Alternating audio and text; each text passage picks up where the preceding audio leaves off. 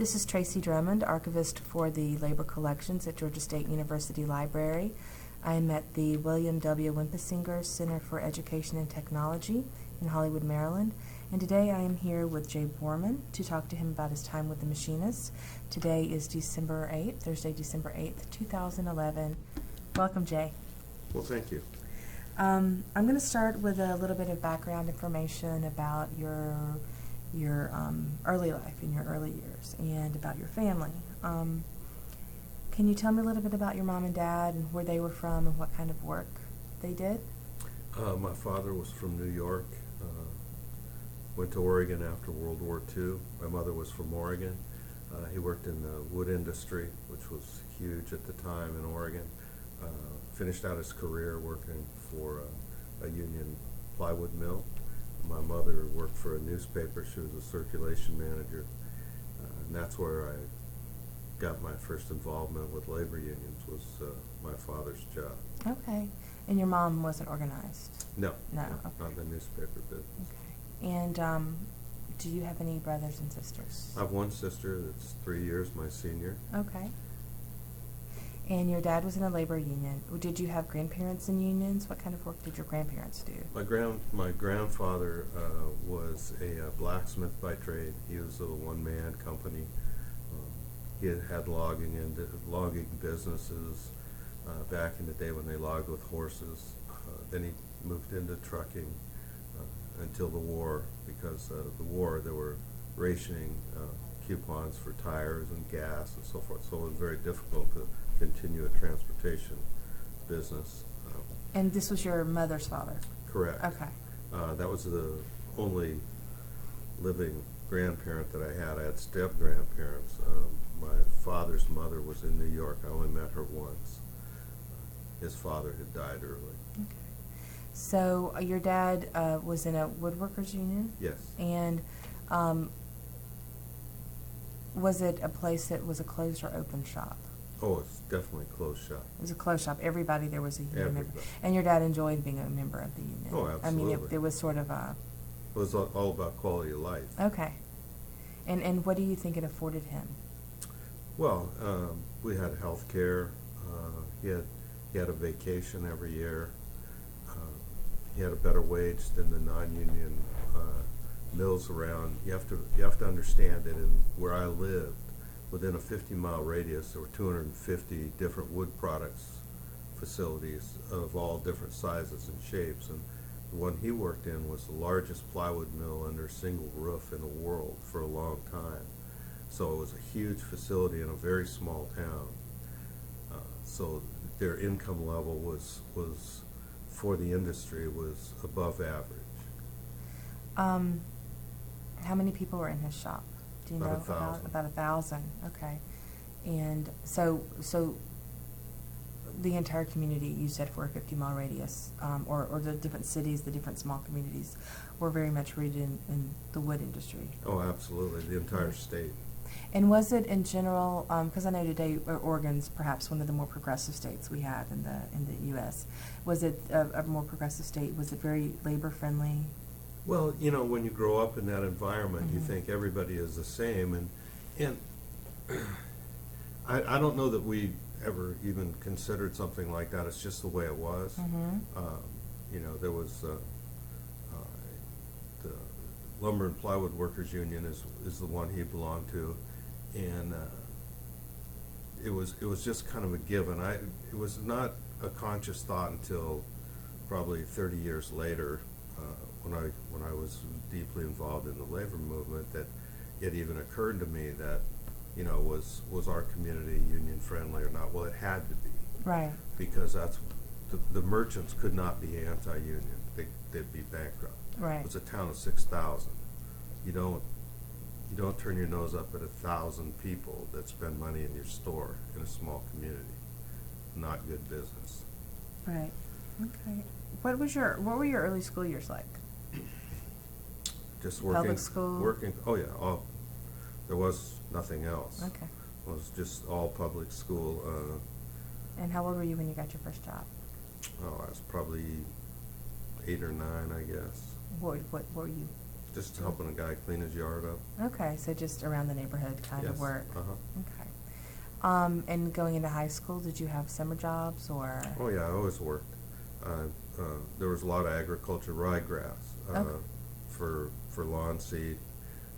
Then I worked in the mill with my father, summers. I worked at the newspaper office for my mother. Okay. And heading into, or heading out of high school, sort of looking forward to what you would be doing after high school, what were the expectations for you? Military or college or get a job? Well, I went to Oregon State University and a variety of other colleges. I always wanted to go into the trade. We had a very, very sophisticated high school shop system, Okay. one of the best in the state, and I just gravitated that way.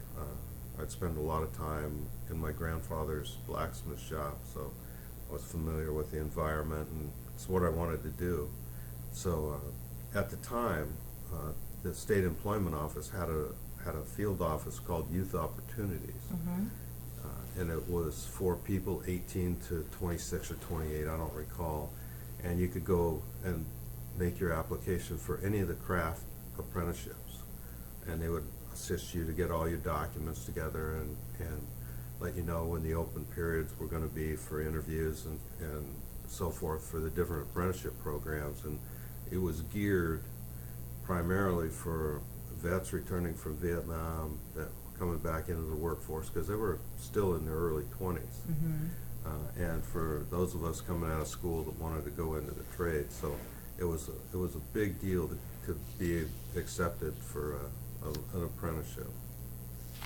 And your first apprenticeship was with A company called Portland Iron Works 1969. in 1969. Is that the year you graduated from high school? No, I graduated from high school in 1966. Okay. Tell me about, well, what did you do between 66 and 69? Well, I had various jobs. I went to college, various schools around the state. It was kind of the lost years. Okay. So tell me about your apprenticeship with Portland Iron Works. It was a small family-owned company. There was about 50 employees there. You might get up to 60, 65 employees. Did a lot of subcontract work, a lot of repair work. They had a product line of their own. What did they make? They made lumber and sawmill equipment. Okay. It was under their own branding. And then they did subcontract work for a company called Raider Pneumatics, which was later bought out by Beloit of Beloit, Wisconsin. Again, another wood products conveying company. And how long were you at Portland Iron Works? Well, I worked there 3 or 4 different times. I served my apprenticeship. I turned out in 3.5 years and went off on the road to seek my fortune, came back and went back and forth several times, which is the nature of Mm-hmm. apprentices looking for a better opportunity and more money, whatever, Mm-hmm. When you said you went off, did you leave the state? Was it No, time that you spent? I stayed in the state, just went to other companies and, Okay. expanded my skill range with different product lines and different methods of manufacturing and repairing things. Did you enjoy the work? Oh, always. Yeah? Absolutely, Okay. yeah. And in 1978, while you were working during the years after your apprenticeship, were you ever in a union at that point, or had you? Always. You were always. Always. Okay, so tell me about your. So were you able to join the union after your apprenticeship? Oh, no. Within the state of Oregon and within the machinist union, you had 30 days from the date of hire to join. And I was already accustomed to being in a union, and I expected to be in a union. Mm-hmm. I purposely went to the machinist for apprenticeship because part of the process was the interview committee was half employers, half union people. So, I understood very clearly that I wanted to go to a union shop where they had union benefits and pension and so forth. Okay. So you wound up back at Reynolds Aluminum in 1978, And it looks like you stayed there for a good while, maybe 7 years or so? Actually, I went to work there in 1978. I got laid off a couple of times. Okay. During one of them, I worked for Boeing for a couple of years. Okay. But I actually worked for Reynolds until they closed the plant. I had 23 years of seniority. Okay. And what was do you remember the first job you were hired on to do there? At Reynolds? Yeah. I was inside maintenance machinist. And what did that entail? Just machine shop work. They had their own repair facility for any of the equipment within the plant. The plant was built during the war by the federal government for the war effort. And on the Columbia River, which is the northern border of Oregon, there was 7 aluminum plants and, I don't know, a dozen steel plants built because of the power grid. After the war, they were sold to private industry, and that's how Reynolds bought that particular facility. It was the reason I went to work there was it was the highest paid job in my local. Mm-hmm. I'm a capitalist, so I Okay. wanted to go where the money was. Okay, fair enough. And then, what other positions did you hold? Did you move into other jobs while you were there? Yes, I eventually transferred over to the other side, to the millwright side. Again, went back to school and got numerous welding certifications, so I could work on that side. And then later on, I became a shift millwright. I worked independently by myself, rotating shift. I was on call from all the production sites around the plant.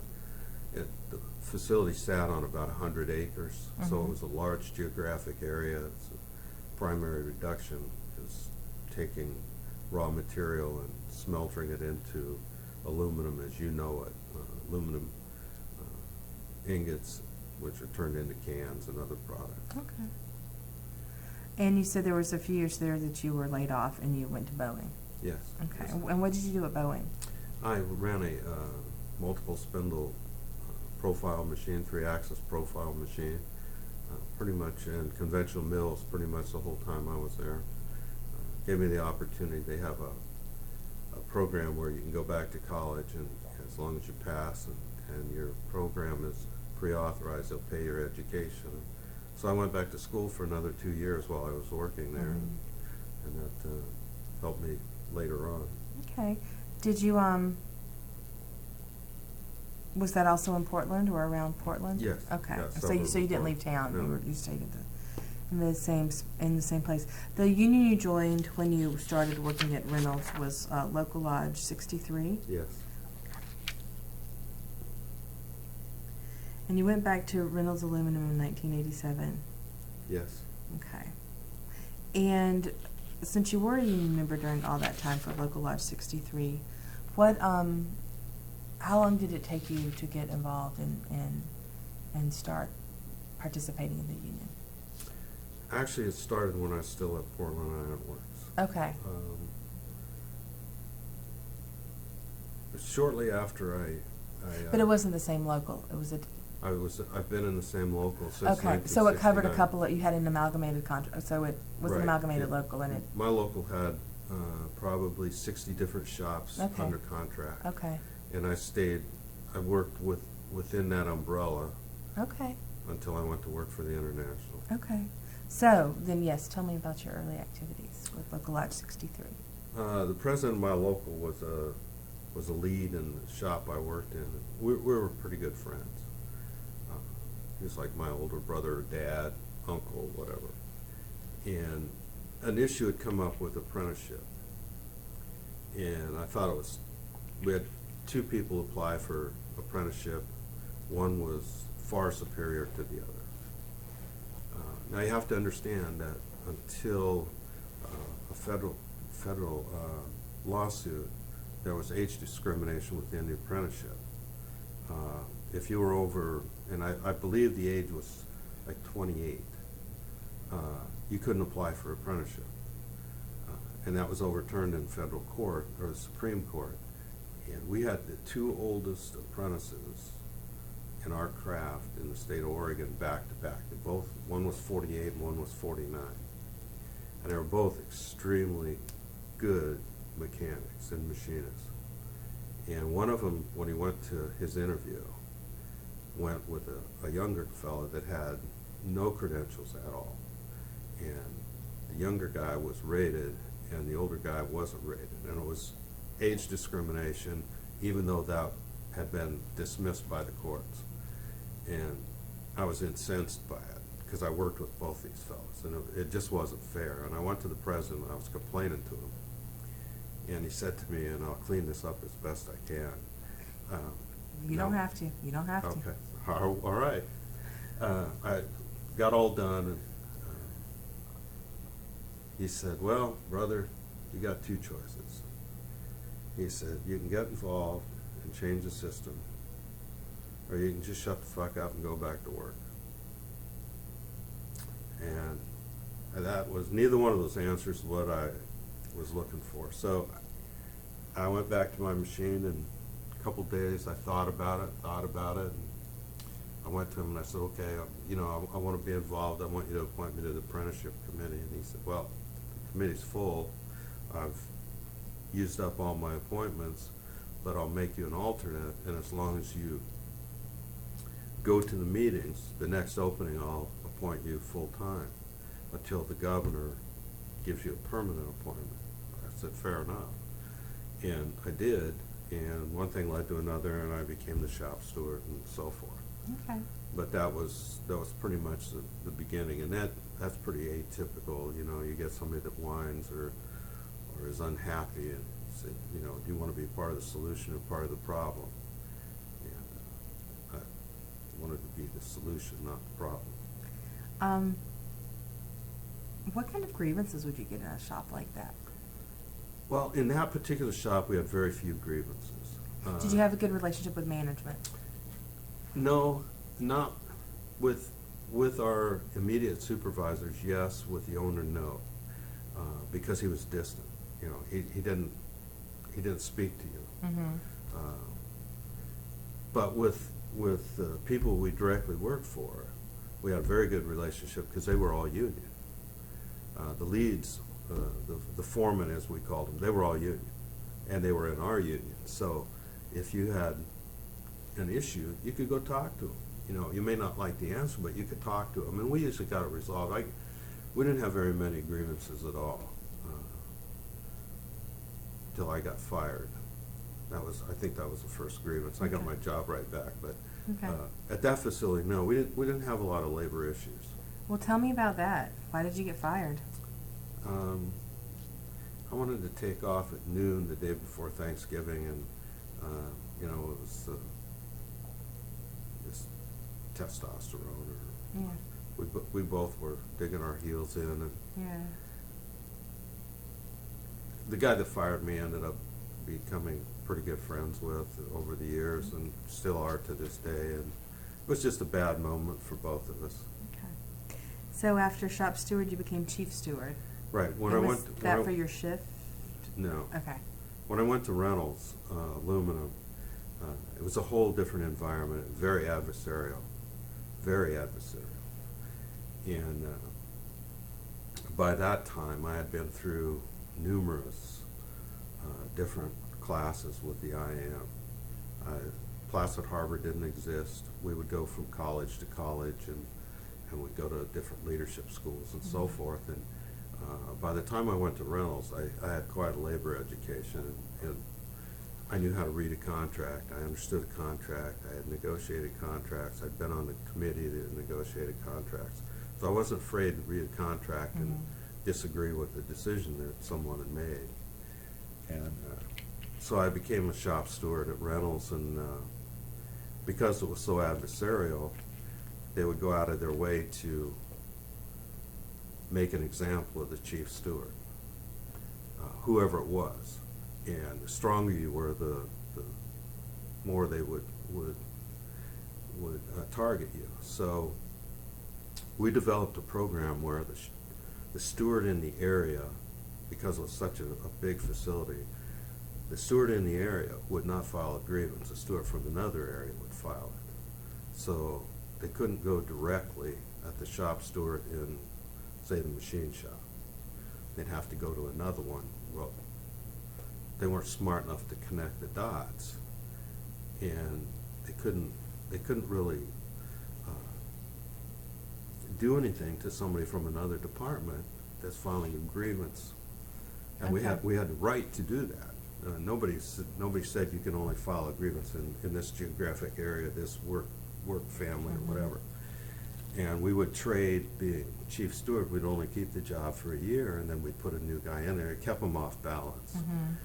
Plus, we were able to read, and we would dissect the contract, and we would use the contract and use the language of the contract, because our superintendents had never bothered to read it. They just used brute force.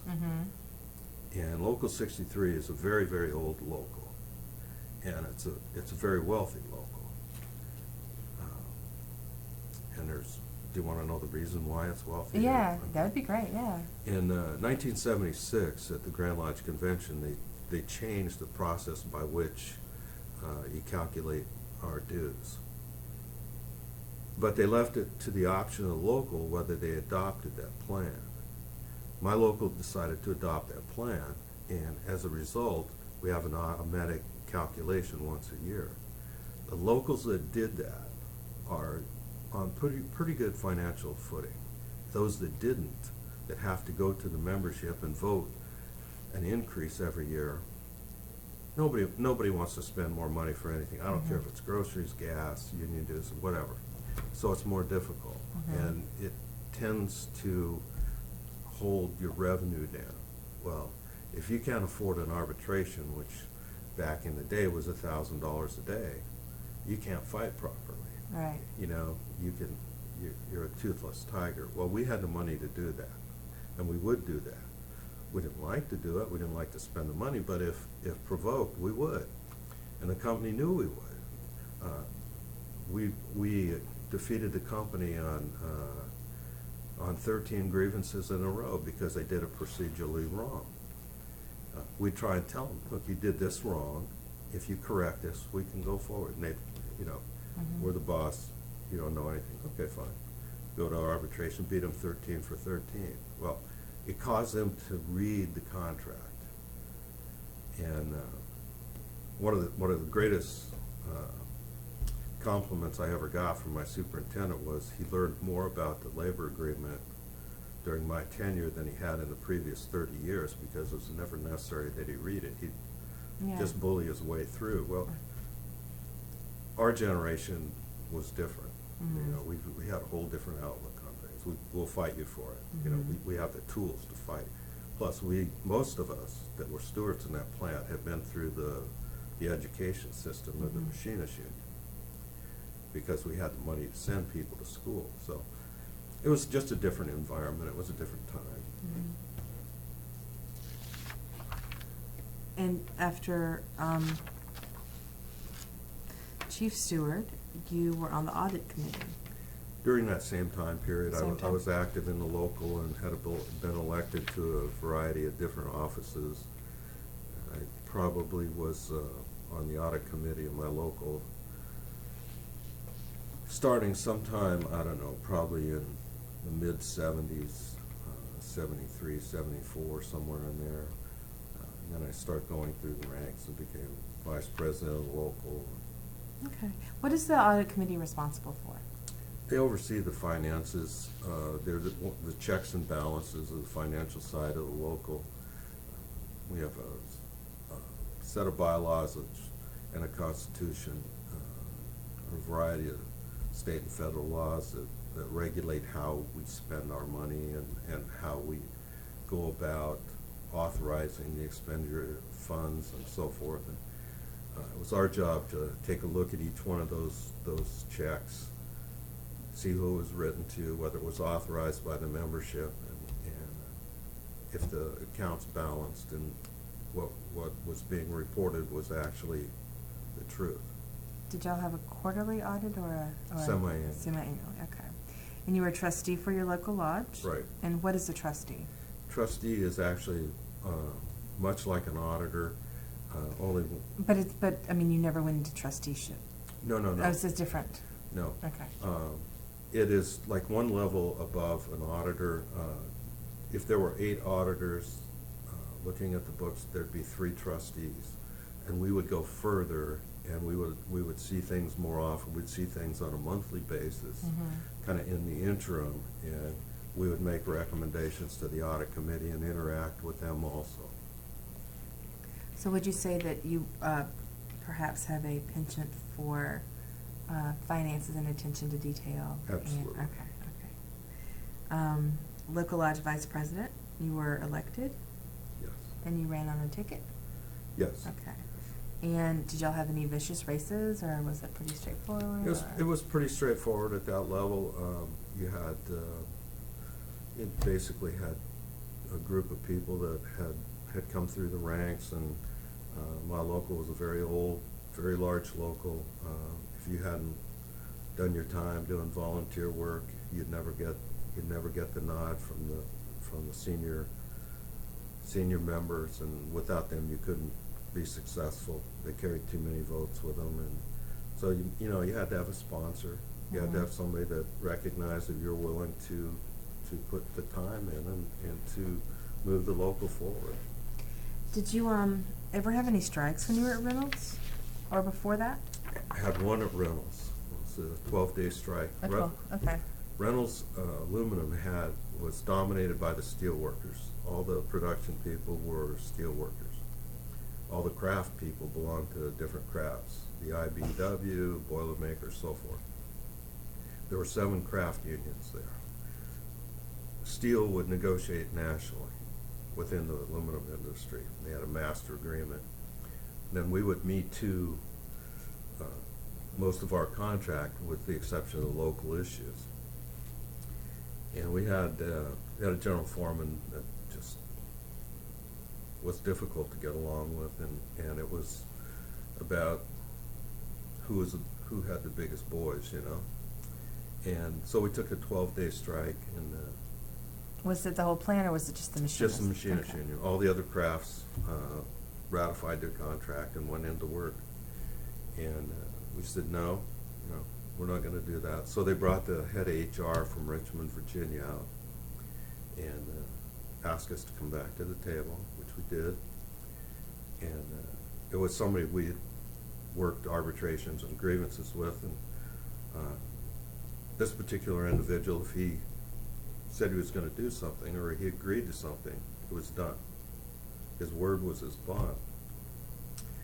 So we met, the business agent, myself, and company, and he said, we're not going to break the economic package of the National Steel Agreement. Okay. We're not going to, and the economic package is wages, hours, working conditions to a point, anything that has money involved with it. Well, if you're not interested in money, what are you interested in? Well, we're interested in that bastard sitting across the table that won't settle a grievance short of arbitration in the last 3 years. And I had a stack about a foot high. So You were that bastard? the general foreman Okay, was. okay. And I said, and we told him, if we have a grievance, through investigation, we file and find out that it's incorrect, unfounded, whatever, we'll pull that grievance and throw it away. No problem. However, if the company realizes that they're wrong and doesn't want to settle a grievance and come to a remedy, and they want to push it to arbitration, we're willing to do that, but we both spend a lot of money doing it. And why is it the guy can't settle a grievance? Nor can the head of human resources settle a grievance at that level, short of arbitration. That's not good labor relations. No. And we want him gone, because we're not going to put up with it anymore. And we're telling you, with a 12-day strike, we're not going to put up with it anymore. What are you going to do about it?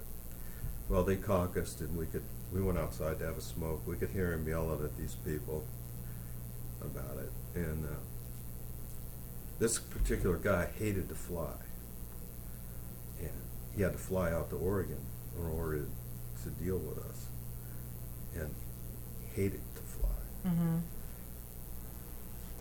The last thing we could hear scream was don't make me come out here again. And he gave us his word that, you know, we'd have a better relationship, and so we went back that night and voted to go back to work, and did, you know, and it got a little better for a while, but, you know, that was our 12-day strike. Had to come back to work to get some rest. We were so busy doing work around the house and so forth. But, it kind of set the tone. You know, we've been telling him, you know, we're not going to put up with this. We don't have to. We're skilled craftsmen. We know our job. Don't talk to me like that, and don't treat me that way. What kind of support did you get from the other trades at the shop? None. None. But they didn't do anything for us, but they didn't do anything that hurt us. Okay, so they just kept to themselves. They stayed neutral. Now, the steel workers were great because the production people are running equipment all the time. And if they happen to make a miscue and hit something, or maybe the crane hook grabs something on one of the pots where you're making aluminum and they're on the upswing and they damage it, then somebody has to come out and fix it. Well, that somebody happened to be the salaried foreman. And there were only like 6 of them. There were 100 of us. Mm-hmm. So 6 guys are trying to cover what 100 of us did. And at the end of 12 days, 2 of them were in the hospital. One guy's knees were so bad, he couldn't walk. They would beg us to come back to work when they came in and out every day. They were working 16, 18 hours a day. And they were probably 15 to 20 years older than most of us were, so Mm-hmm. they were dying.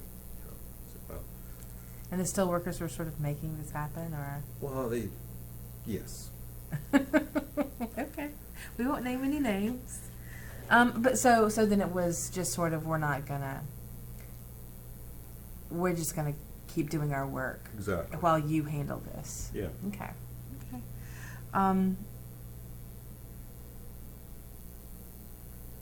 Did y'all get any strike benefits for those 12 days, or was it so sure, short? sure. Okay. Did you get them from, because you said you had a very wealthy local, did you get them from the local or international or both, You know, or a combination? My local has a localized strike fund, and I don't know if we were out long, because I just don't remember what the regs were at the time, whether you started to accumulate after 7 days or after 14. I just don't remember. It seems to me we got some economic aid, but you have to remember that this facility was the highest paid shop in my local, and we worked a ton of overtime. Mm-hmm. In 1979, I broke $40,000 a year in income for the first time in my life, and that was huge. In Oregon, you know, I don't know where it was nationally, but in Oregon, that was, our parking lot was Corvettes, there was a Pantera, new 4-wheel drive pickups, drag boats, motor homes. I mean, we made so freaking much money. $40,000 doesn't sound much today, but in 1979, I guarantee you, it was a lot of money. Interesting. So, during the time that you are doing all of the work in your local shop steward, chief steward, audit committee, trustee, vice president, you're also working with District 24, which is the district for your area. You're also are you concurrently doing work? Well, I had offices. I was a delegate to the district council at that time, and I became an auditor on the district side also, yes. Okay. Can you talk a little bit about that work, like what that meant to be? Well, the district delegates was a body of 30 or so delegates that, in the structure of our district, elected the directing business rep and the full-time secretary-treasurer.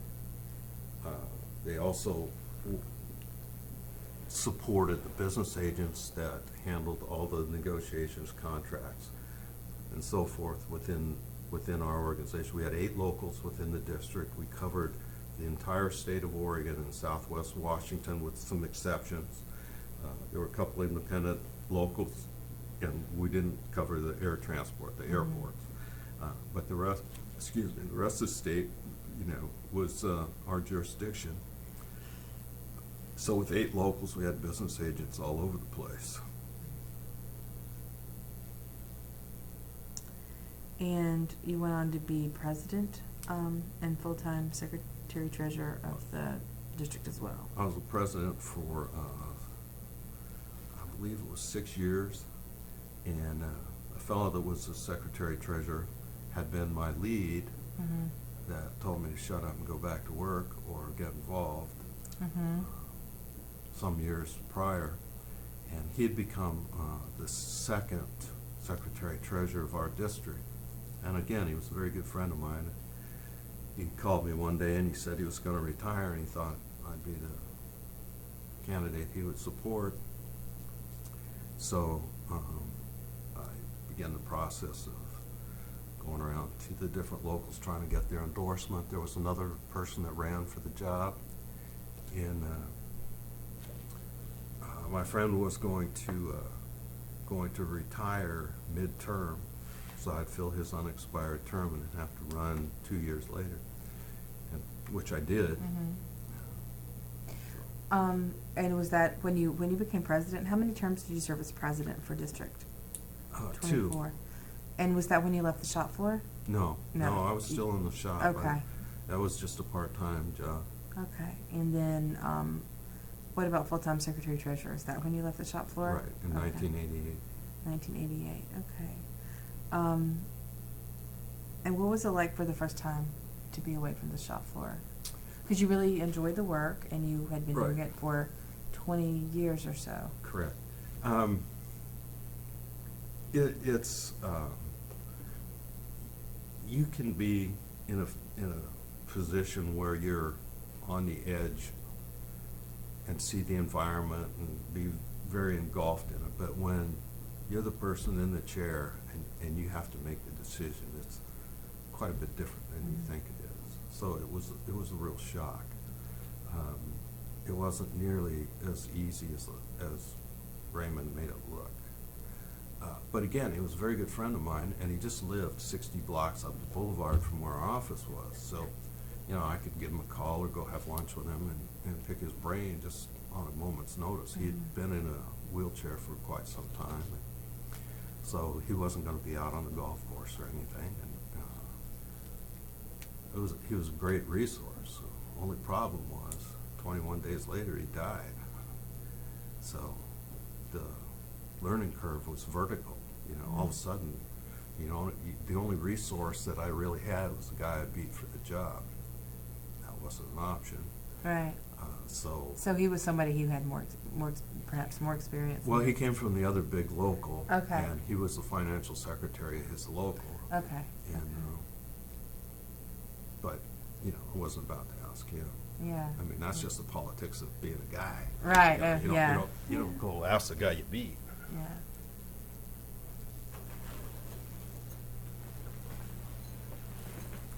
So, and it sounds, Raymond, what was Raymond's last name? Thompson. And so it sounds like he was a real mentor to you, and Yeah, somebody he was. you He was. could go to. And that must have been hard when he passed away. Very hard.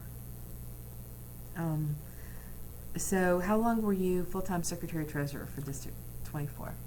3 years. 3 years. That's one term. Three and a half years. 3.5 years. I finished his unexpired 2-year term. Mm-hmm. I did 2 years of his unexpired term, and then I ran for re-election, and I put a year and a half in, and then I got an appointment as an auditor under Tom Busey. Okay. And up to this point, you had stayed pretty local. You were in the state you grew up in. You had always been there. It was very familiar. And then you were asked to leave, I guess, and come to International. Did you relocate to D.C. at that time? No, I relocated to Memphis, Tennessee. Okay. So you were for territory. No. No. Within the auditors, within the General Secretary Treasurer's Department, there's auditing zones. Okay. And they change. Okay. It ebbs and flows with the membership. I originally started out with Tennessee, Arkansas, Alabama, and Mississippi were the 4 states that I covered. Mm-hmm. I had one local lodge in the Panhandle of Florida, and that was my assignment. I had to oversee.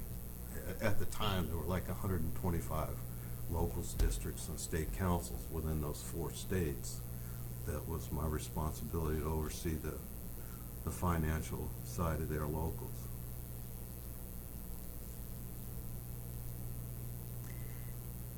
And what was it like? It must have been a big shock moving from Oregon to Tennessee.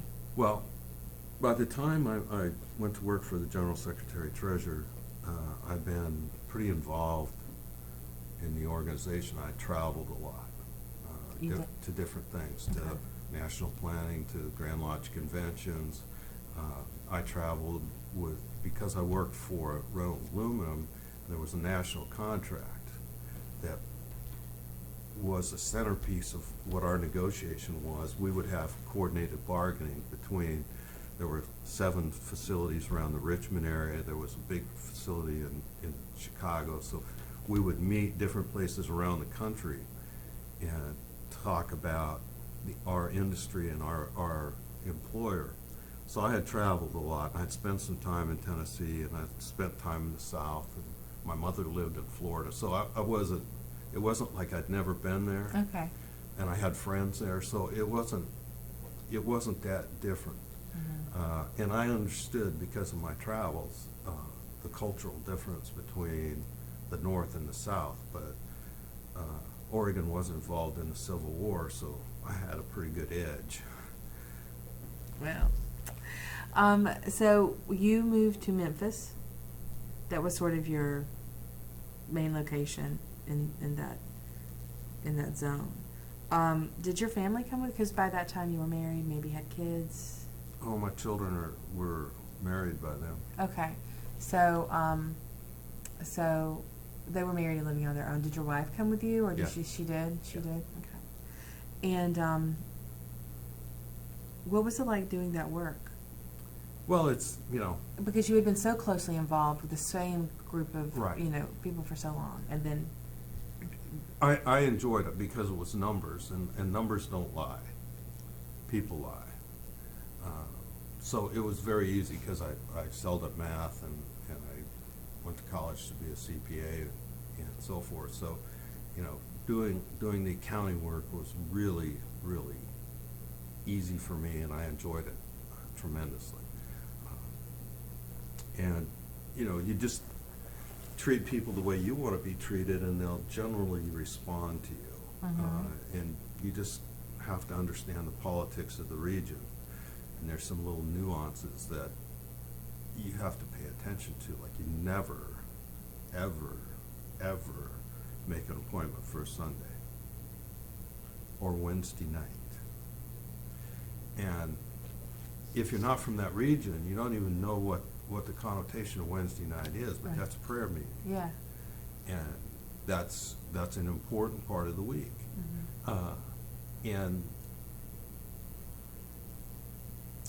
people in that part of the country are not quite as outspoken as other parts of the country. They're a little bit more reserved, and they would not say to you straight out, "No, I'm not going to meet you because I'm going to church on Wednesday night." They just wouldn't show up. But conversely, if you respected without saying, then I suspect that you're going to be at choir practice or at church on Wednesday night, and you gave them the option of, "Listen, I'm committed on Wednesday, but would Tuesday or Thursday work for you?" They know instinctively that you're understanding of their situation, Mhm. or what their life and their family's life. And it's not talked. Nobody ever really said to me, I appreciate you not pushing me to meet you on Wednesday night. Mhm. But they acknowledged it in other ways, and so it was easy for me because I'm a student of people, and I watch them and observe them, and I give people a tremendous amount of respect until they prove to me they don't deserve it, and then we do it another way. But so in that region of the country, that works pretty well. And I wasn't a Yankee, so they couldn't figure out what I was. You weren't a carpetbagger? No. Well, so it's numbers. You say numbers don't lie. And in that position, there must have been times when you had to go in and put a local into trusteeship, or or had to go and kick an officer out because... Well, an auditor really never does that. Okay. You make a recommendation. Okay. And it goes through the chain of command. You're an information gatherer. If you find that a crime has occurred, obviously you don't write a letter. You pick up the phone. And you don't jump to conclusions. If you can't prove your accusation Mm-hmm. 2 or 3 different ways, you don't make it. Right. Because you're talking about some pretty serious business. You're talking about federal agencies that have their credential may say the Department of Labor, but if you look at it, they're a subset of the Justice Department, and the Justice Department is no one to trifle with. Right, right. So you want to be absolutely certain before you turn somebody's life upside down that you're right, which may take you quite some time to gather enough to put you in your comfort zone. Mm-hmm. Did you ever show up somewhere to do auditing and people just acted weird and you kind of figured out right away that something was going on? Well, just the very nature of the fact that you show up to audit somebody puts them on edge. Mm-hmm. And the first thing you have to do is, calm them down and explain, listen, I'm part of the checks and balances. And I had a pretty simple little speech I'd give them. Look, there's 3 people that can come and look at your work. One's the Internal Revenue Service, which nobody likes. Everybody understands. You say the word IRS and everybody cringes. The second's the Labor Department, which we were chartered under. They put people in jail. And the third is me. And I have a union card just like you do. And I come from the shop just like you do. I've done this job just like you do. So who do you think is going to be the best person to talk to of those 3? Me or them? You're going to make mistakes. I know this because I was you once and I made mistakes. I can fix them. The only one I can't fix is if you're a thief, in which case you're looking at your worst nightmare. Short of that, I'm your best friend. And that would generally calm people down. Unless they were thieves. And you can, if you study people's eyes and you have a basic understanding of what makes people tick, you can get a sense. Women are a little tougher to read sometimes. The guys are pretty easy. They're real easy. How long were you auditor? 8 years. And you started in 88, then you ended in 96. No, I started in 91.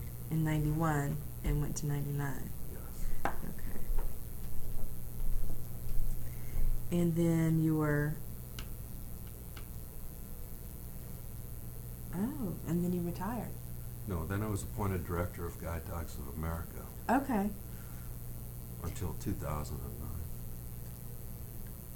Okay, so for 10 years you were... Mm-hmm. My apologies for getting the dates mixed up. No worries. And so tell me about being... working with Guide Dogs of America. Did that get you back to Portland, or No. where did that take you? Southern California. Okay. International President Buffenbarger called me and approached me with a job. It was kind of bizarre because I don't know anything about dogs and I don't like dogs. I'm a cat guy. I really had no expectation of what he wanted me to do. My job as an auditor, I had done a lot of disbandments and mergers and charting of locals. So between the time that I originally got a call from him and we were able to sit down was 3 or 4 weeks. And it gives you a bit of time to contemplate what you think's going on. And I knew that the organization was financially in trouble. Mm-hmm. It had been for a long time. Guide dogs specifically. Yes. Okay. So I thought perhaps what he wanted, because I'd been assigned to a big merger out in California a couple years before that, and I spent months out there. As auditor? Mhm. Okay. And a big merger of districts? Yes. Which ones? Well, it was 727, 720. I don't remember all of them, but it ended up being District 725. Okay. It's all aerospace. It's from Okay. all over Southern California. So I thought perhaps what he wanted me to do was go out and shut this place down and liquidate everything, because there were so many assets and so much property and everything. It was going to be drawn out and ugly and time consuming. So while I having this time to think in between our meetings, perhaps this is what he wants me to do, because this is kind of what I've been doing. I got pretty good at it. So when we finally did meet again, I said, "What do you have to understand, I don't know anything about dogs. I don't like dogs. And you're asking me to go out and run this dog school. What is it you want me to do? You want me to, close the place down and liquidate everything?" And he just sat straight up and said, "Well, no." And he gave me this litany of things he wanted me to do. And what he wanted me to do was grow the organization. And my eyes probably looked just about like yours just did, and it's okay. And he had this shopping list of things, and at the very end he said, "Oh, and there's one other thing." And I said, "Yeah, what's that?" He said, "Don't ask me for any money, because I'm not going to give it to you. Figure out how you're going to go out and raise money." And I'd done fundraising for MNPL, the Machinist Nonpartisan League, and a variety of other things for quite some time. So, and I like taking money from people. So I said, okay. There were some other conditions that I felt I needed to have and to feel comfortable, and he was agreeable to everything but one, which was I wanted more money, and he said, "No, this is what the job pays, and this is what I'm prepared to pay you." Okay. And the rest is pretty much history. What were some of the biggest challenges? Personnel. Historically what happens is when there's a change at the top, 40% of the people will be gone within the next 365 days. They don't like you don't like them, you agree you don't like each other. I'm old school, you're new school, I don't like your philosophy, whatever. 40% are going to be gone. Statistically, it's accurate. So in the first week or two, I had like 3 people leave or were asked to leave. And so I had to backfill those spots, and the new guy is always going to get everybody's wish list. Everybody that was afraid to go to the previous guy or got told no is now going to take another run at the new guy because he don't know. So the learning curve's pretty severe, and it's your responsibility to raise enough money to support 35 families. Make sure they got decent health care, their paycheck's good, the lights are turned on, there's water, so forth. Every 2 weeks, when it was time to write the paychecks and pay the bills, it was 6 figures. Didn't have a lot of money in the bank, so there's a tremendous amount of pressure to go out and raise some money now, not next week, now. And how would you raise money? Oh, we had events all over the country. Different locals and districts put on events, and we were involved with United Way. And you're familiar with the CFC? CFC. Combined Federal Campaign. It's like the United Way on a federal enclave. Okay. And we just, numerous events and good response? Yes, very, very good. And plus, because I've been around so long, I had a lot of friends in different industries, and I leaned on them to start payroll deductions at their facilities. And because payroll deduction, people tend never to come off once they go on. You get $1 of pay from somebody. I mean, and you have to be a numbers person to really appreciate this, but if you have 100,000 people and we used to use the context of a cup of coffee. Right. And when coffee was a quarter in the vending machine, if you can get people to give you a cup of coffee every pay period, and you get 100,000 of them to do it, and you get 26 pay periods, do the math. Yeah. That's tremendous. Tremendous. And all it costs you is a cup of coffee. Well, then I had the first female president of my local, which was over 100 years old, came up with one that I used from that point on. She says, because Boeing had a beautiful cafeteria system, and they had cappuccino and lattes and everything. She says, no, you gotta upgrade that to a cappuccino or a latte. $5 a paycheck. No, because Boeing controls, they have price control in the cafeteria, so it was only like $1.50. Okay. So if you get $1.50 out of 100,000 people 26 times a year, do the math. Yeah. It keeps you solvent pretty fast. So we were really fortunate to have people, the rank and file membership, go out and do just a phenomenal job and get different programs going, different events going, and so we were able to increase the revenue and enhance the contracts for the people that work there, because in Southern California, cost of living is just out of sight, and most of the people that work there, they're professionals, but they're dog people, and they love their job and they love the industry. I don't know how they could afford to live there. Right. I really didn't. Right. So, we tried to get some civility to the contract and so forth. Cost some money. Well, and I'm not asking this to point fingers, was the last person in charge just out of ideas, or? Oh, I ran out of ideas. Okay. It's a natural progression of things. Your bag of tricks only has so many in it, and eventually you're going to hit the bottom. And I think that kind of work you can only sustain for so long anyway. I'm telling you, it's a grind. I would spend 150 to 175 nights a year in hotels. I crisscross. So that was the first time you had to travel without your wife? No.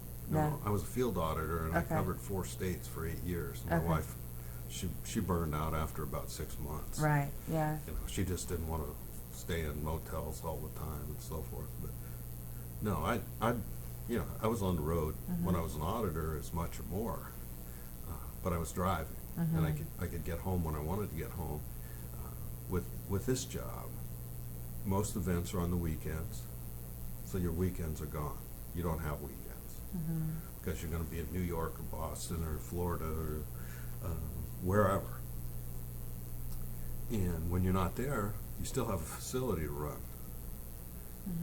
Well, tell me about the facility. Like, what did it consist of? What happened on the day-to-day at the facility? Well, the facility is 7.5 acres in Somewhere, California, which is in Los Angeles County. We have a breeding department there. We breed and raise our own dogs. We have training staff that trains the dogs. What kind of dogs? Predominantly they're Labrador retrievers. They go to a puppy raiser in about 8 weeks, 8 to 10 weeks. Stay with them, and they get basic obedience and go through all the training, basic training, and they're evaluated constantly, both mentally and physically. They have a better healthcare system than you have. They get their skeletal system totally X-rayed as they grow. Their respiratory system, everything. And if there's a glitch in any of the bloodline, any of the litter, chances are pretty good that phenomenon is going to transcend the entire litter. So you have to scrap them, because you can't have a deficient dog. No. There's too much at stake, and there's too much emotional damage if the dog breaks down with a blind person, sight impaired person. So we have our own training department there, and once the puppies come back from the puppy raisers at 18 to 24 months, they begin their formal training. There's a dormitory system there for students when they come in. Under California state law, they have to be a resident for 4 weeks, 28 days. So we have a dormitory, full kitchen staff, housing staff, and it's totally free to the end user from the time they walk out their front door till they get home. Their airline ticket, travel. The only thing you could spend money on when you come out there is if you wanted to go to the mall and buy, a shirt or something. Other than that, it's totally paid for. Okay. It's free. And it's for people across the United States In to Canada. get a dog, in Canada to get a dog. Yep. About how many dogs do y'all train a year? 50 a year. 50 a year. Mm-hmm. And so they go to 50 homes. And for the dogs that are sickly and maybe you have to stop the bloodline or whatever, hopefully you'll send those to an animal adoption. Oh, there's a 7-year waiting list. Oh, okay. And in addition, dogs that don't make the program for a variety of reasons that are good working dogs. We have 20 plus different state, city, and county agencies that utilize those dogs for drug intervention, schools, checking for weapons and locked guns, predominantly cadaver dogs. We had one that was at San Ysidro that would stop drugs and contraband animals and birds being smuggled across the border.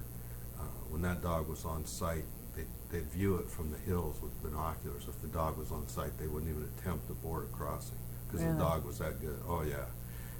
We have one that's anti-terrorist dog at LAX. There's dogs, arson dogs, that, believe it or not, are certified to, if they find an accelerant with their nose, they're certified by the state and by the court system as an expert witness, and their testimony, if you will, Wow. is That's fascinating. admissible in court because they're so sensitive, and they'll go right to an accelerant. Like you spray a lighter fluid over in the corner or down on that boat that went up, they'll find it. So we would interact with these different agencies, and so we always had police cars in and out. We had a lot of volunteers that were police and firemen and women. So on any given day, you could see just about any jurisdiction of law enforcement or fire at the facility. So half your year was spent traveling and the other half of the year pretty much was spent. Yeah, it was probably 60-40. 60-40 on the road? Yeah. Okay. Did you like dogs more at the end of your tenure? No. No, and I would tell people, and I never made a secret of the fact that I wasn't fond of dogs. I said, look, this facility is about people, enhancing the quality of life of people. We just happen to use dogs to do it, okay? If you're a dog person, God bless you, because we couldn't do this without the puppy raisers and the people that are passionate about dogs. I'm just not one of them. Now, am I going to kick a dog when I walk by it? No. But I'm not emotionally attached. Now, my wife has a dog that just drives me nuts. What kind of dog does she have? It's a golden retriever. When the dog wants to go out in the morning, it won't wake her up, it wakes me up. Because it knows you hate it. I guess. I don't know. Okay. Let me go back to a few things that we didn't cover talking about your work history. Back to your work with the AFL-CIO Oregon State and the Multnomah County Labor Council. What kind of work would you do as part of those organizations? Well, the Central Labor Council by nature is politically active within the jurisdiction that they have. And since we had city and county employees under contract that worked in the city shop and so forth, we had a vested interest in who the commissioners were. You wanted to have a friend in court, so to speak. So, we were politically active. The Central Labor Council was always politically active, as was the AFL-CIO. The AFL-CIO had a lot of different tentacles, doing a lot of different things, but basically politics. At the time, that's what I was working in, was politics. I got the opportunity to work in a senior Republican senator's campaign for the machinist union. a senior Republican senator's campaign for the machinist union. Tell me a little bit about that. A Republican in Oregon, first of all, Yes. is kind of exciting enough, but then that he was pro-labor. Or pro-labor. He was pro-Oregon. Pro-Oregon, okay. He had been the governor. His name was Mark Hatfield. He had been the governor. He was an extremely handsome man. Extremely. Women loved him. He had a photographic memory. If he met you and he heard your spouse's name, your children's name, 15 years later he would say, how is Harold and your daughter Jane and your son? They must be, let's see, they were 4 when I met you. Phenomenal. I went on tours with him through Boeing, and I thought somebody was feeding him information, but he was that sharp. But he was good for Oregon. I lobbied him 11 or 12 times. Personally, out of that 11 and 12, all but one, in his office in D.C. He had a 60% voting record, COPE voting record. But what he told you, he never deviated, because I would track his votes based on our conversation. I'd go in, I'd have 10 or 12 items I wanted to lobby him on. He'd give me an answer on every one of them and why, and I'd write it down. He never missed on a vote that I lobbied him over, ever. And he was well respected in the state. He got a lot of works programs. Have you ever been to Portland? I've never been that far west. No. Okay, Portland has a tremendous trolley system, and he was instrumental in getting the federal matching funds for the original line that was put in, and then they expanded after that. It functions very, very well. It revitalized the downtown, because who wants to go downtown with all the parking problems? But if you can leave it at a satellite, jump on the trolley, and it'll drop you right in the center of downtown. They have a Fearless Square. You can go to dinner, you can go shopping, you can have a couple cocktails. By the time you get back to your car, you're no longer a menace to yourself or society. It's great, and it's reasonable. It's like $1.25, $1.50, whatever. He brought those jobs in, and they were all done union. Davis-Bacon, they were all done union, with the exception of one small little segment of a highway expansion to get room for it. And he was good for the working people in the state of Oregon. Republican, independent, polka dot, it didn't matter. He was just a guy that brought things back to the state of Oregon for the people that he represented. And phenomenal guy. You also were active with, well, what did you do with the state of AFL-CIO? Was it similar? Very similar, Okay. yeah, just on the So state level. So it sounds like numbers is your main job, and then politics is the thing that you enjoy and that sort of. I did, because yeah. that's what was available. Mm-hmm. It was. I got to know some folks through MNPL, and just got involved. They'd call, especially when I went to the district. I was secretary of the State Machinist Council, and that's a political arm. So if we wanted to request funds for a candidate, I was a go-to guy. So I was immersed in politics, whether I wanted to be or not. And you also helped with the Grand Lodge conventions, and part of that work maybe was your time as auditor. Yes. But then before that, you were also involved to a certain degree. I was just a delegate. A delegate. Right. And what is the role of the delegate at a convention?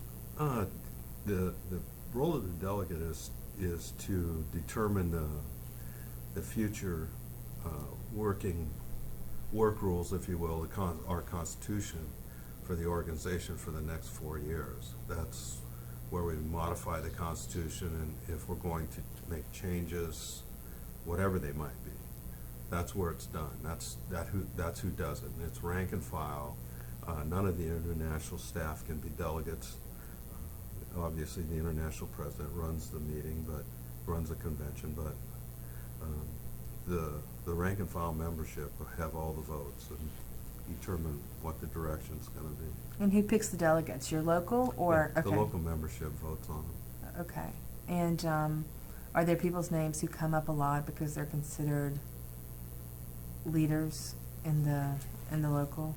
I mean, were you holding an office at the same time, but you were still from the local? Oh, yeah. Okay. Yeah. Even when I was district ST, I was delegate to the '88 convention in Atlanta. But everything comes out of the local. It doesn't matter what your position is, whether you work for the local, the district, state council, or whatever. The local is where you come from. That's the entity that has the wherewithal to credential your delegates to the Grand Lodge Convention. And that reminds me that you were also active with the Oregon, the Oregon apprenticeship program. Yes. But then was there an Oregon State Machinist Council? Yes. And I suspect you were also active with that. Yes, I was the secretary of that also. Okay. At one time. At one time, okay. And that's the political arm of the machinist union. There's regulations that dictate that you can't spend local or district funds, dues dollars on politics. So you have to have another entity, and that was the entity we did it with. So. Okay. So how did it receive its funding to do that? We'd work? go out and do different fundraisers. Okay. And the Oregon Apprenticeship Program wasn't just for machinists. I mean, it was for Yes. it was just for machinists. Just Okay. for machinists. Each craft had its own apprenticeship board. Okay. And I wanted to ask you too, because you said you weren't involved in too many strikes, and we talked about the 112-day strike you guys had. But as auditor, or in all the financial roles, you have perhaps had, you've been the person who sort of gets financially set up for Yes. coming strikes. But and it's removed from the actual footwork and action on Correct. the street.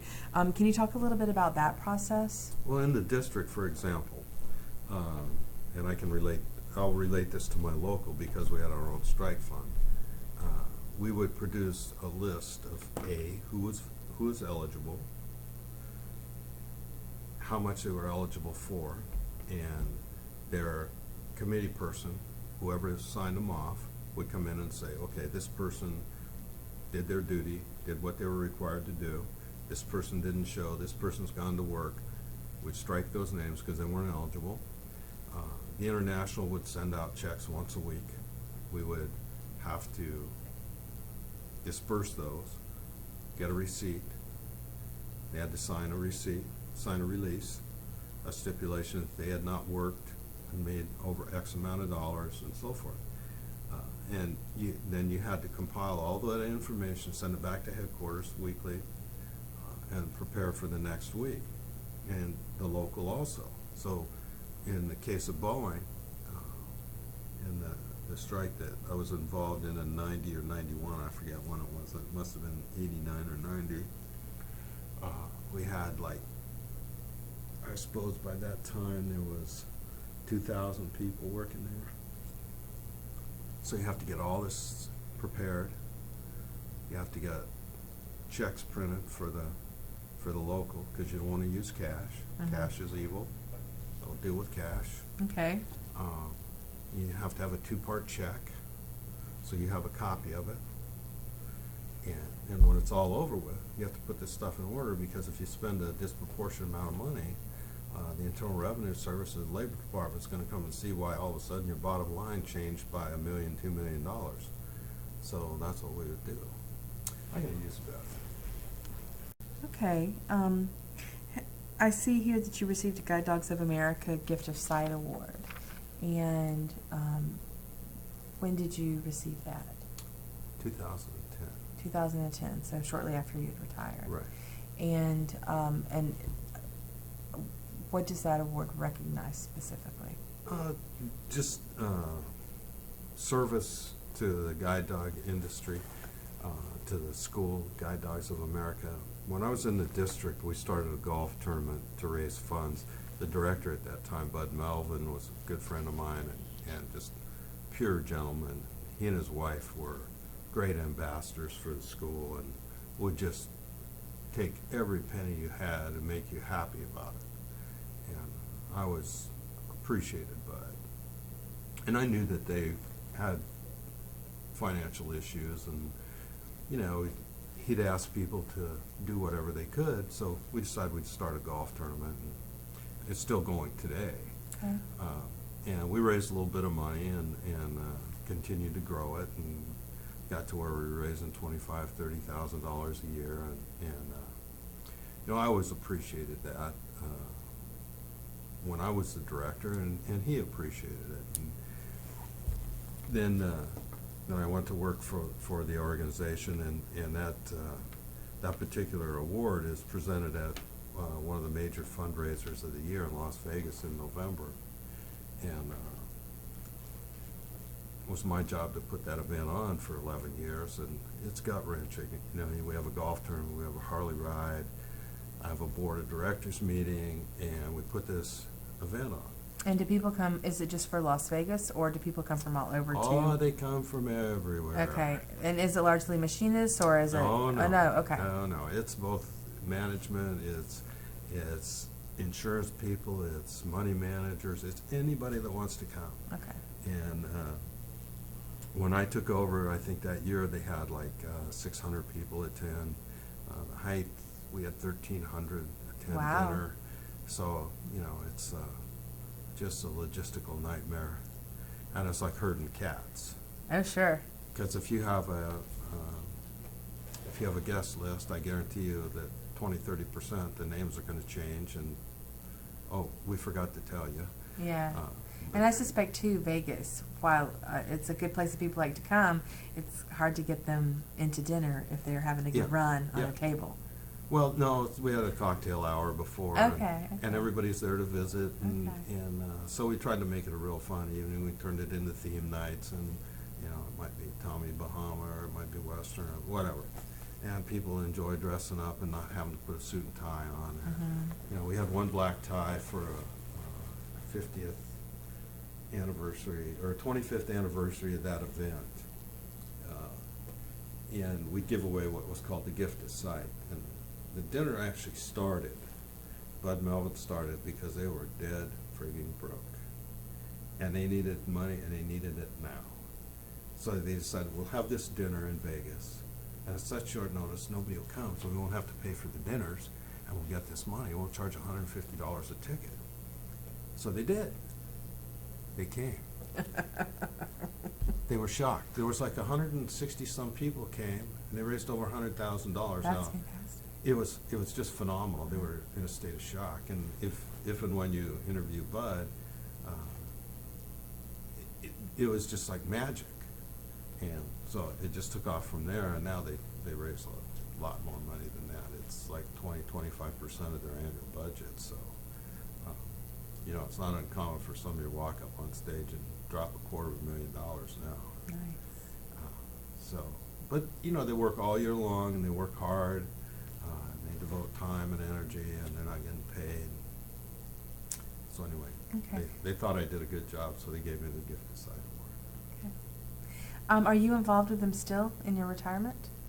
You know, I play in golf tournaments here and there, but I'm a believer that when you leave a job and a new person comes in, you should be a leaver, and you should not interfere. Now, the new director is a friend of mine, a very good friend of mine. Who is it? Dale Hartford. And I'm his biggest fan and his biggest cheerleader, and I've never been back to the facility in 2 years. I don't intend to go back. It's his facility now. I did my time. It was a job. For me, it was a job. And when you're not real bright, you have to throw everything you got at it and just work nonstop, which is what I did. Okay. But when you're done, you need to be done. I don't think it's fair to say when you're not real bright. I don't think that that's the case at all.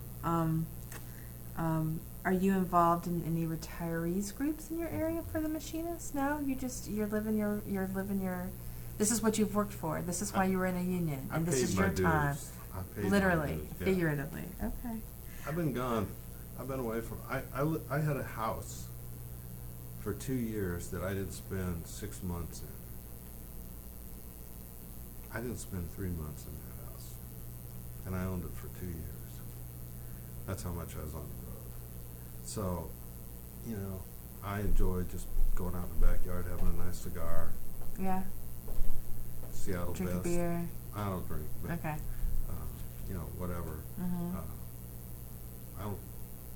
I've only flown like 4 times since I retired. Really?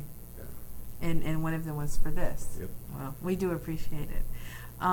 You mentioned Raymond Thompson a couple of times while we were talking, that he was an influence on you and a role model. Can you speak to any other role models or folks who might have influenced you or helped you? And Absolutely. Actually, there were 4. Okay. Tom Busey, who is the General Secretary Treasurer that appointed me as an auditor. Don Wharton, who you've already talked to, who became my boss after Busey retired. Bill Engler, who one of you will talk to. And Mike Dorsey, who one of you talked to. I did. I had the pleasure of that interview. And, you know, under all the facade, every one of those guys is rock solid. And were, without question, very positive influence in my career and helped me tremendously. Never said a word, never asked to be thanked. But nobody in any organization moves vertical without help. Right. Somebody opens the door, somebody pushes you, somebody drags you, somebody calms you down, you know. Those are the guys. And I suspect that they all, and I've only met 3 of them, but they all have very different styles. Very different. So they all brought a little something. Ducey and Wharton were very much alike. Both of them had a tremendous amount of trust in their staff and their coworkers, and they treated you with phenomenal amount of respect. Phenomenal. Engler and Dorsey also. They were the front line. They were the face of the General Secretary Treasurer because they worked for the General Secretary Treasurer. So they were the people that those of us in the field interacted with. We didn't interact directly with Busey and with Wharton. So, you know, and they were friends before I had the job, acquaintances before I had the job, and we've been friends ever since. They're just people that, you know, you care about that have been good to you when they didn't have to be. It seems like there's a lot of personal responsibility. The higher up you get in the union, they're amazing people who really step up, and while they have different styles, it's all really solid leadership. Would you say that's true? Oh, absolutely. What is the most satisfying thing about your career with the machinists? I'd have to say just the people that I worked with and the people that I had the luxury to represent. It's like the 99%. You know, 99% are world class. You know, everybody has their 1%ers. Yeah, yeah. Machinist does too, but the vast majority of the people that I represented, that I worked with and worked for, were just first class. But you have to understand that I worked with journeymen that were skilled, that had further education, that had spent time in grade, had to work to get better at what they did. Mm-hmm. It wasn't like somebody that, and I don't mean disrespect by this. I mean, I hope you don't put this down, but if you do the same mundane thing all the time, it is what it is. Now, if your responsibility is to maintain 100 acres of equipment, and you have the educational level and the skill level and the drive to learn how to do that, as opposed to stand in one place and do one task, you know, on an assembly line over and over and over, I think the guy that's out there that learned his craft is perhaps more motivated than someone that didn't. And all these folks are pretty well motivated. You don't continue to rise and move forward if you don't have some self-motivation. Okay. Are there any further experiences that you would like to share that we perhaps did not cover today? I guess I have one. It's about Okay. the guide dog school. When I first went there, they have a graduation ceremony. And during that graduation ceremony, the puppy raiser gets up and gets to say a little spiel. But the graduate gets to get up and speak. Nobody knows what they're going to say. You mean the blind student who's been Right. there training? The sight impaired person with their new dog. And it's very emotional. Oh my God, it's emotional. Because it's a life-changing experience for these people, and they go from doing this to all of a sudden they got somebody on their hand, and they're out rocking and rolling, and they're dangerous. Now they can get around. Yeah. And how long is the training program? 4 weeks. 4 weeks, okay. The dog's already trained when they get there. You have to train them and get them comfortable with the dog, and so they trust each other and bond and so forth. Okay. We had a young lady who had multiple issues, physical issues and visual issues. And she was so weak that when we went out to interview her originally, the trainer said, she couldn't possibly hold on to this dog. A 60-pound female would just drag her down the street. So he gave her this regimen of things to build her body up. You need to swim so many laps, you blah, blah, blah, blah, blah. The girl's a wreck. Never going to be able to do it. Wrong. Her parents had the wherewithal, economically, to get a trainer. And I don't know, a year and a half later, she calls up, she says, I'm ready. You've forgotten about what you've told her, so she had to refresh. Goes over, she's all ready to swim. Jumps in the pool. Okay, that's good. No, you said 50 laps, you're going to watch 50 laps. Wow. So she obviously has got the strength now, has the stamina, got all the willpower in the world. So she goes through the program, and there's a father not in the immediate picture, and a mother. A mother is a mother. She has, now you have a child that was born blind, so mothers are protected by nature, but you wound the puppy, mom's really going to be protective, and has had the protective cape around this child. The child's been to college and is very, very smart. Academically, very intelligent. And now she's got this dog, and she can move. She can get on a bus. We teach them how to get on buses. We teach them the bus routes. They take them to the subways. All these things that are mass transit in LA. Apparently, this girl had some money of her own. At graduation, I'm sitting next to the mother.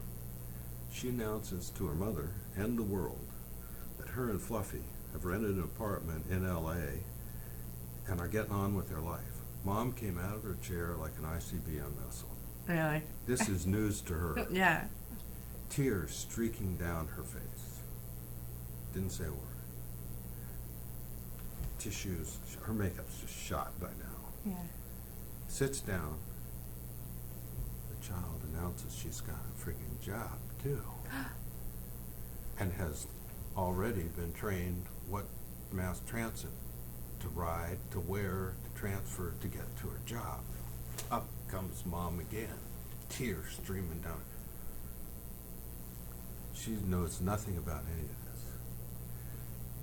3 times she came up in the air while this child gave this 3-minute speech. And the mother was just in shock. She wasn't upset. She wasn't devastated or anything. She was just in shock. She's had this protective covering around this child for 20-some years.